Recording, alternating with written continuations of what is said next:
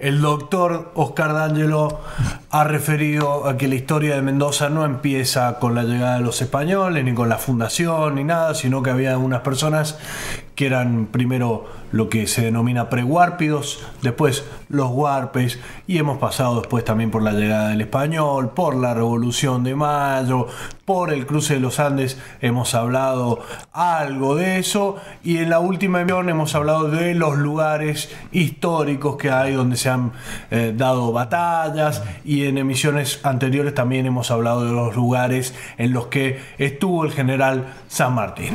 Y podríamos continuar con lo mismo, o sea, con los lugares históricos de Mendoza. Sí, porque habíamos tenido poco tiempo en el anterior, sí. Habíamos hablado de dos nomás, claro, lugares históricos relacionados con San Martín, claro, y la epopeya. Claro. Después vamos a ir incorporando algunos otros lugares históricos en relación a los temas que vamos tocando, ¿no? Bien. Un lugar histórico importante que no quiero dejar de señalar es el lugar donde están los restos de Mercedita. Ajá. Mercedita, como se sabe, estuvo acompañando prácticamente toda la vida de Europa a su padre, y murió al final del siglo XIX. Y ¿Murió en Europa? Murió en París. Murió en París. Su esposo era Mariano Balcarce, claro, Mariano Severo Balcarce. Era diplomático en París, y en el año 1951 trajeron sus restos a Mendoza. Los restos de Merceditas están en la Basílica de San Francisco. La Basílica de San Francisco, recordemos, es el primer templo construido en la Ciudad Nueva. La de San Francisco es la que está en Necochea y España. Es la primera, el primer templo religioso importante construido en la Ciudad Nueva. ¿Eso quiere decir después del terremoto? Después del terremoto. Recordemos que esa basílica estaba también en la esquina de la plaza Pedro del Castillo. Los restos... Claro, son los que están en Beltrán e Ituzaingó. Ituzaingó, exactamente. Esa calle se llamaba Calle de la Cañada, en la Ciudad Vieja. Más o menos con la misma característica, fue construida 10 años después del terremoto, en el lugar donde se encuentran ahora. A la entrada de la basílica, a mano izquierda, ahí nomás, a 2 metros de la puerta de entrada, está el panteón que conserva los restos de Mercedita y de su esposo Balcarce. Además, está una hija de Mercedita y su yerno en el mismo predio, digamos. Junto a los restos de Mercedita está el escudo que se utilizó en la campaña del Ejército de los Andes. Otro lugar histórico que no quiero olvidarme en este momento es la casa donde vivió Remedio de Escalada y el general San Martín entre 1814 y 1817 para Remedio y 19 para San Martín. Digo 17 para Remedio porque murió. Murió después, cuando San Martín se va a Chile, sí, en enero del 17. Remedio y Mercedita parten para Buenos Aires, donde pasaron el resto del tiempo. Murió en el 1822. Bueno, el cabildo de... La casa, estábamos hablando de la casa. Sí. El cabildo de Mendoza le alquila una casa a San Martín, apenas llegó en 1814, en septiembre de 1814, y en octubre ya vivían los dos en la actual calle Corrientes, al 341. ¿Qué hay ahí ahora? Hay un monolito en la vereda que dice: aquí vivió Remedios de Calada de San Martín. Y hay una casa. Pero habrá un particular. edificio, algo. Esa casa se cayó para el terremoto, se volvió a construir una casa privada y hasta hace muy poco tiempo estaba la casa vieja ya de 80, 90 años, la reconstruida, digamos. Actualmente hay una casa comercial, está frente a una antena gigante, creo que es de Canal 7, me parece. Sí, una antena gigante. Bueno, Canal 7 hace unos 20 años puso un monolito allí que dice estas cosas que digo. Así que Corrientes 341. Corriente 341. Esto estaba a muy poca distancia de la plaza central de la Ciudad Vieja. Claro. Esto sería otro de los lugares históricos dignos de visitarse, digamos, y de incorporarlo a las políticas patrimoniales de la provincia. Otro lugar histórico importante es las bóvedas coloniales de Uspallata. Las bóvedas coloniales de Uspallata, que aún se conservan, algunas bóvedas, fueron... Es un lugar de fundición de oro y plata. Algunos cronistas, algunos visitantes coloniales decían que las minas de oro y plata de Uspallata tenían casi la misma importancia que las minas de oro y plata de Chuquisaca y Potosí. Es mucho decir, ¿eh? Es mucho decir. Yo no quisiera desmerecer esta información, pero tampoco magnificarla tanto.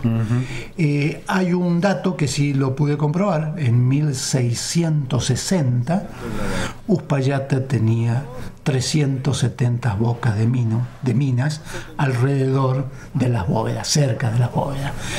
Por ejemplo, la estancia de San Alberto actualmente. Y bueno, ¿por qué es importante en relación a San Martín? Ya cuando San Martín comenzó a construir, a formar el ejército, las minas habían dejado de producir aquellas grandes cantidades de minerales preciosos. Pero Fray Luis Beltrán utilizó los hornos de las bóvedas coloniales de Uspallata para la construcción, como herrería, digamos, para la construcción de cañones, material de artillería y herraduras. ¿Se ven desde el camino? Se ven desde el camino que va hacia San Juan. Ajá. Desde Uspallata a San Juan. Claro, de Uspallata hacia el norte. Cuando se hacen 2 kilómetros se divide el camino. Un camino va al Tunduqueral y posteriormente llega a Villavicencio para caer en Mendoza. Claro. Y otro sigue derecho hacia el norte, A San Juan. hacia Calingasta, hacia Barreal. Claro. Bueno, ahí en ese camino se ven las bóvedas y es un lugar histórico que se puede visitar. Se puede visitar. Bueno, tiene las características de esos techos con forma de medio huevo. Digamos, no es reconstrucción, son las bóvedas son originales. Las bóvedas arregladas, pero son las originales y en el lugar original. Ajá. Lástima que si uno entra a verlas, hay escrito con aerosol: Juan, te amo, Pepita, sos lo más, y así, pero bueno. Sí, lamentablemente. Otro lugar histórico importante, y para algunos el más importante, la Chacra de los Barriales, la Tebaida. Eso la conozco gracias a vos. Sí, bueno. ¿Por qué le llamaba Tebaida? Primero, Tebaida es un nombre que viene de Tebas y se refiere a la Tebas, a la ciudad de Tebas, del Nilo, del sur del Nilo, no Tebas de Grecia, sino la del Nilo, que fue una ciudad muy lejana, muy en la profundidad del Nilo, donde se escondían los primeros cristianos, digamos, allá por los años 300, 400, 500. Entonces era un refugio de la cristiandad del norte de África, claro, exactamente. San Martín lo tomaba como sinónimo de refugio. Él quería refugiarse en la chacra. Bueno, vos me contaste que era el sueño de él terminar sus días ahí. Exactamente. Esto lo dice en muchísimas cartas. Claro. Bueno, él cuando apenas llega, en 1814, hace un pedido al Cabildo de Mendoza solicitando la donación por parte del Estado de 50 manzanas para construir su vivienda y una chacra, para iniciarse en la actividad agrícola que le apasionaba.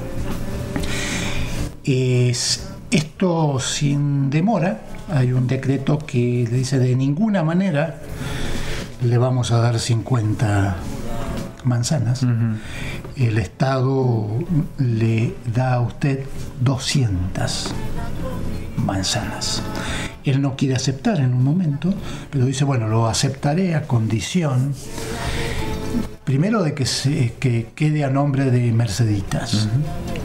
Que Mercedita había nacido ahí recientemente.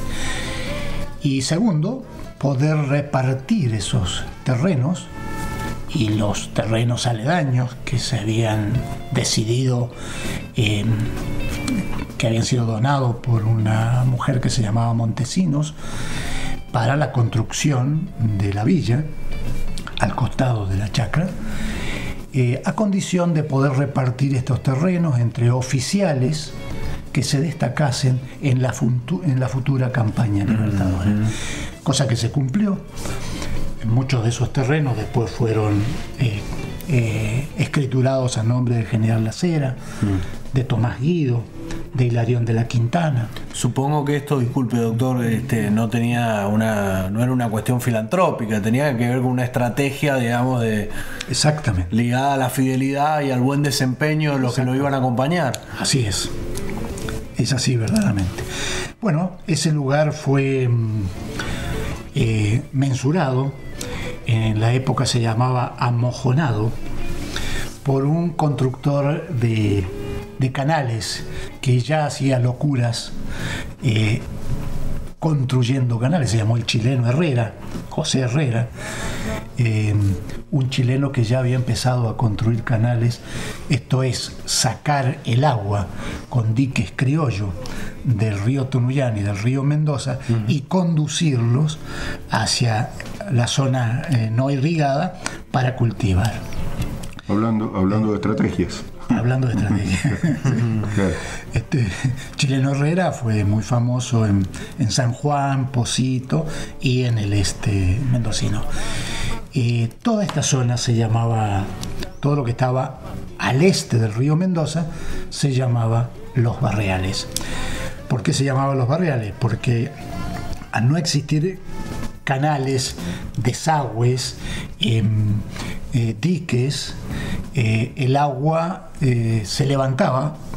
O sea, la zona es desértica, pero el agua se levantaba de las capas freáticas cada tanto por temporada y generaban barros, lodo en medio del desierto.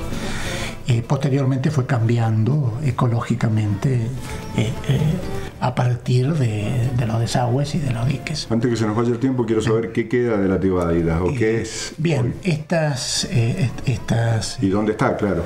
Estas 200 manzanas fueron amojonadas por Herrera, como dije, y está ubicada en la actual ciudad de San Martín, entre las calles, muy cerquita de la terminal de ómnibus, yo diría enfrente de la terminal de ómnibus, entre las calles Pirovano, la actual Ruta 50, ex Ruta 7, la calle Olivares, en Alto Verde, Ollainoni, y la calle Espejo, que limita con Junín.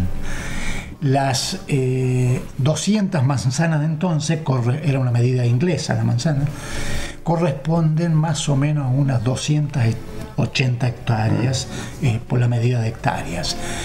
Por supuesto ahora hay barrio, todavía permanece cultivado, hay clubes, el SUTE tiene un camping allí, es una zona, digamos, bastante poblada. Bien, frente a lo que es actualmente, donde está actualmente el olivo histórico, más o menos a unos 300 metros de la actual terminal de ómnibus, estaba la casa construida, la casa de las bóvedas, construida por el general. La construcción la comenzó en 1815. Esa casa era una larga casa de unos 80 o 100 metros de larga, abovedada en uno de los extremos. La bóveda era un sistema que se generaba un espacio donde el aire posibilita enfriar la vivienda en el verano y no enfriarla en el invierno. Esa casa se cayó para el terremoto de 1861 y uno de los propietarios, el segundo propietario después de que Mercedita vendiera la Tebaida, Mercedita vendió la Tebaida a Saturnino Álvarez de San Martín, y Saturnino Álvarez después lo vendió a Ricardo Palencia, un comerciante de la villa de San Martín. Don Ricardo Palencia hace una reconstrucción bastante fiel a la construcción originaria y lo hace a 300 metros de distancia. En este momento es un museo municipal. Ese es el Museo de las Bóvedas. Y ese es el Museo de las Bóvedas, donde existen algunas cosas del general y muchas cosas de la población aledaña, o sea, de la historia de San Martín. Bueno, quedan todavía. Quedan más espacios. Sí, quedan más espacios. Qué bueno. O sea, que el miércoles que viene tenemos más lugares históricos. Obviamente, ese Museo de las Bóvedas tiene horarios, esas cosas, pero se puede visitar tranquilamente. Se puede visitar, inclusive los domingos de la mañana. Ah, mira vos. Sí. Oscar, gracias. Gracias a ustedes y seguimos el miércoles. El miércoles que viene.